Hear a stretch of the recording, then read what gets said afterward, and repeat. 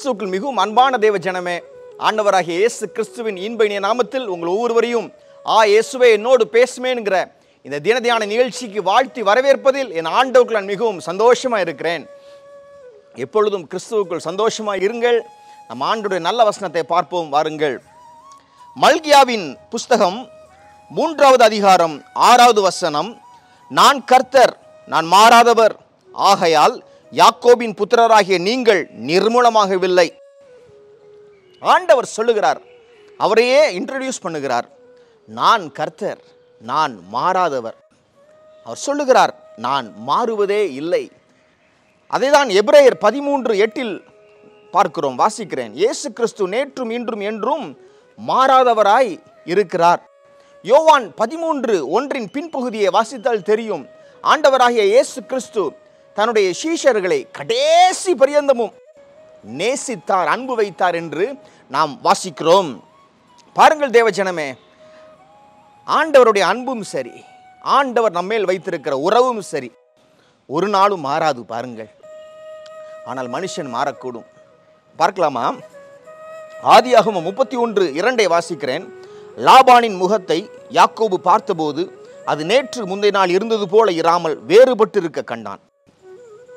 இந்த லாபான் யாக்கோபுடைய மாமனாராய் இருக்கிறார். முதலாவது யாக்கோபு லாபானை சந்திக்கிற வசனங்கள் ஆதியாகமம் 29:13-15 வாசித்து பாருங்கள் வீட்டில்.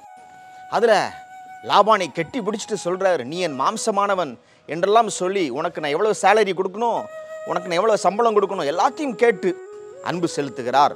ஆனால் காலங்கள் போக போக அந்த அன்பு மாறுகிறது, அந்த அன்பு வித்தியாசப்படுகிறது. பாருங்கள், அவருடைய முக நாடி ஒரு நாள் வித்தியாசமாக மாறிவிட்டது. யாக்கோபு எங்கள் தகப்பனுடைய எல்லா சொத்தையும் அபகரித்து விட்டார் என்று லாபானின் குமாரர் சொல்லுவதை லாபான் நம்பினான். நம்பின பொழுது அவனுடைய முகநாடியெல்லாம் வேறுபட்டுருச்சு. ஹல்லேலூயா! நேற்று முந்தைய நாள் இருந்ததை போல இன்னைக்கு இல்லாமல் முகம் வேற மாதிரி இருக்கிறது. ஹல்லேலூயா! அதை யாக்கோபு பார்க்கிறார். பார்த்து அவர் கவலைப்படுகிறார். பாருங்கள், ஹல்லேலூயா! அது மாத்திரமல்ல, இந்த உலகத்தின் அன்பு எல்லாம் மாறக்கூடிய அன்பாக இருக்கிறது. இந்த உலகத்தின் அன்பு மாறி போகும். ஆனால் இயேசு கிறிஸ்து மாறாதவராய் இருக்கிறார். அவர் எல்லா காலங்களிலும் மாறாதவராய் இருக்கிறார். ஹல்லேலூயா! ஆமாம், 2 சாமுவேல் 13:15 வாசிக்கிறேன். பிற்பாடு அம்னோன் அவளை மிகவும் வெறுத்தான். அவன் அவளை விரும்பின விருப்பத்தை பார்க்கிலும் அவளை வெறுத்த வெறுப்பு அதிகமாய் இருந்தது. ஆகையால் நீ எழுந்து போய்விடு என்று அம்னோன் அவளோடே சொன்னான்.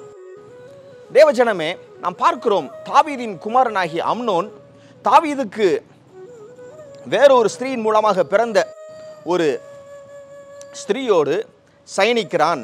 ஹல்லேலூயா! சயனித்த பிற்பாடு அவன் சொல்லுகிறான், நீ எழுந்து போய்விடு என்று சொல்லுகிறான். ஹல்லேலூயா! வசனம் சொல்லுகிறது, அவன் அவளை விரும்பின விருப்பத்தை பார்க்கிலும் அவளை வெறுத்த வெறுப்பு அதிகமாயிருந்தது. உலகம் அப்படித்தானே இருக்கிறது. உன்னை விரும்புகிறேன், ஆசைப்படுகிறேன் என்றெல்லாம் சொல்லி வார்த்தைகள் சொல்லி அவர்கள் பேசுகிறார்கள். ஆனாலும் பாருங்கள், அந்த விருப்பமும் ஆசையும் நிலைத்திருக்காது. ஹல்லேலூயா! அவங்களுடைய விருப்பம் ஆசையெல்லாம் மாறி வெறுப்பாக மாறிவிடும். அது கொடூரமாக இருக்கும். பாருங்கள் பாருங்கள் ஆனால் இயேசு கிறிஸ்துவின் அன்பு ஒரு நாளும் மாறாது. அந்த அன்பு எப்பொழுதும் ஒரே மாதிரி வந்து கொண்டு தான் இருக்கும். ஹல்லேலூயா! அப்படிப்பட்ட அன்பு தான் இயேசு கிறிஸ்துவின் அன்பு. இந்த இயேசு கிறிஸ்துவின் அன்பு ஒவ்வொரு நாளும் உங்களுக்கு மாறாதவைகளாக இருக்கும் என்று சொல்லி உங்களை ஆசீர்வதிக்கிறேன். நேற்று நீங்கள் எப்படி உணர்ந்தீங்க ஆண்டவருடைய அன்பை, அதே மாதிரி இன்னைக்கு உணர்வீங்க. அது ஒரு நாள் மாறாது. பாருங்க, ஆண்டவராகிய இயேசு கிறிஸ்து நாமத்தில் உங்களை ஆசீர்வதிக்கிறேன். நாம் ஜெபிப்போம். ஆண்டவரே, உம்முடைய வசனத்தை நாங்கள் பார்த்திருக்கிறோம். நீர் நேற்றும் இன்றும் என்றும் மாறாதவர் என்று சொல்லியிருக்கிறேன். ஆண்டவரே, பிறருடைய அன்பையும் பாசத்தையும் நாடி அங்கேயும் ஓடி திரிஞ்சு ஏமாற்றம் அடைந்திருக்கிறார்கள். இவர்களுக்கு நான் சொன்ன வசனத்தின்படி நீர் மாறாதவராய் இருந்து இவங்களுக்கு நல்ல பலனை கொடுக்க வேண்டுமாக நான் ஜெபிக்கிறேன். ஆண்டவரே, தேவையான காரியங்கள் கைகூடி வரட்டும் என்று சொல்லி ஜெபிக்கிறேன். நல்ல வரன்கள், நல்ல கர்ப்பத்தின் கனி, நல்ல வேலைகளெல்லாம் தேடி வரட்டும் என்று சொல்லி ஜெபிக்கிறேன். வறுமை செழிப்பாக மாறட்டும் என்று சொல்லி ஆசீர்வதிக்கிறேன். நன்றி ஆண்டவரே, மாறாதவராய் இருங்கப்பா.